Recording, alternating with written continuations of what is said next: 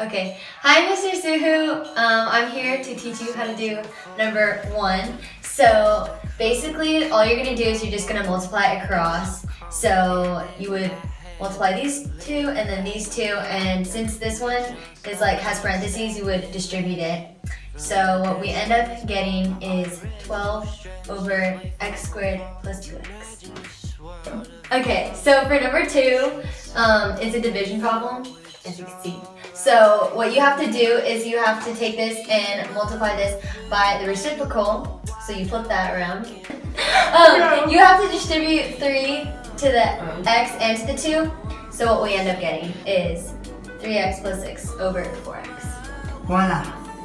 So for number 3, since there's an equal sign, we have to cross multiply.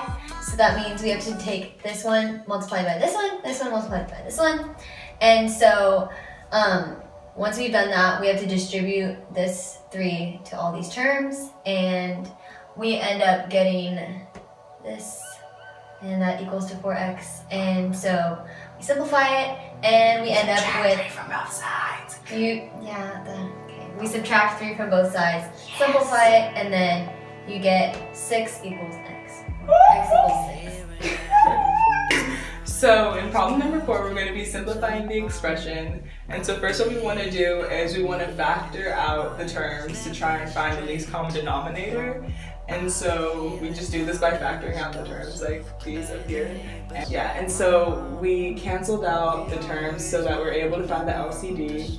And so we're able to do that. And so it's 2x times x plus 4, because those are the terms that are left in the denominator once everything else has been like canceled out. And so what we do is we plug that back into the simplified equation. So we have like this term right here, and then we just add 2x times x plus 4. We add that to all of them. And then because it's the least common denominator, we're able to cancel out 2 of the terms from the numerator and the denominator, except for this one because that is just a whole number. And so once we do that, we have to distribute all of our terms and expand it. And then once we do that, we have this super long term right here, and then we want to simplify it. After we combine all of our like terms, we come up with this equation right here, and then we want to get all like terms on one side and everything equal to 0. So we subtract our terms from each other, and we do that again. And then we simplify to get 0 equals 7x squared plus 11x minus 12. Searching for a comment, just a crumb. This world I wanted beckons to come. And if I had a little fragment, I could wish on stars, less stagnant magic. From the depths of this part, our rest too stretched is way from afar. Imagine this world, a view from it all. She said, boy, you know it's all. Okay, so for number 5, we Bridget! Stop! So for number 5, we did 1 over 7 plus 1 over y equals 1 over 3, and you need to like find a way to cancel out the denominators. We need to find a way to cancel out the denominators. So you multiply all of the terms by 21y, or the least common denominator. And then after you do that, you get rid of all the denominators. And so then you just subtract from both sides. And after you subtract from both sides, you divide the last 2 terms and you get the answer, which is 5.25 minutes. So for problem number 6, you have to use the formula f equals k over d, and then you input the numbers 80 and 5 to get your constant. And then after you get your constant, which is 400. And then so in 6a, what we did is we increased the distance by 5 feet. And so you're trying to find the force if you increase it. And so you just divide to get 40 for the force. And then for 6b, you plug in the numbers to the formula again, and you want to try and find what the force of 50 pounds, how far does the lever have to be, like what's the distance, And so basically all you do is divide both sides by the denominator so you can cancel them out.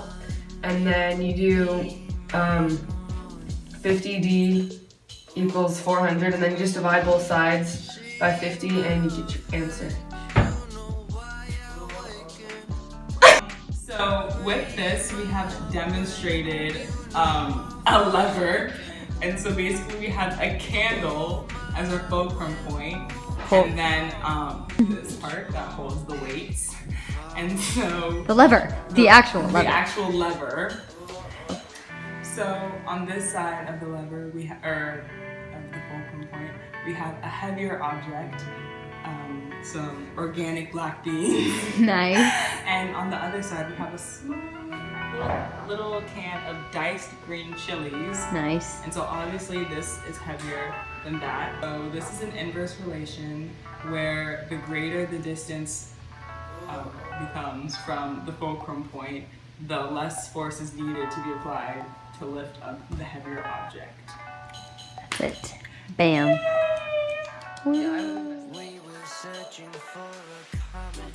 Hi, Mr.Soohoo.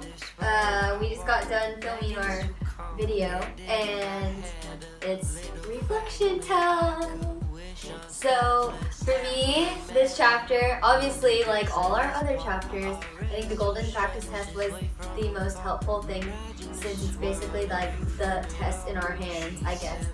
And it's just really helpful, and I really enjoyed semester 1 in your class, and yeah, I think it's a really That's it.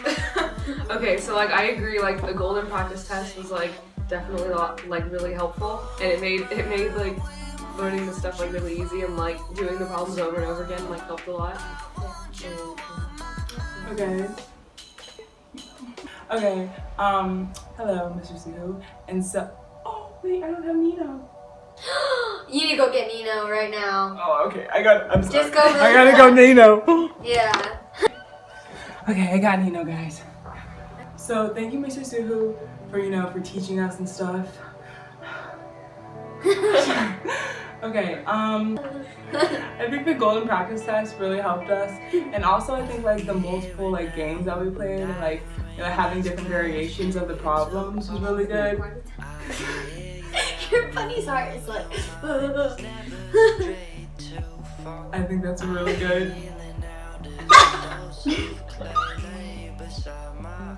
I think that's really good. So yeah, thank you so much for teaching us this. Now I know how to work a lever. We all know how to work a lever. So I just could come in handy one day. Yeah. And I'll think of Mr.Soohoo teaching me how to use a lever and stuff. Okay. Alright. Are we done? We're done. How do you know close it out?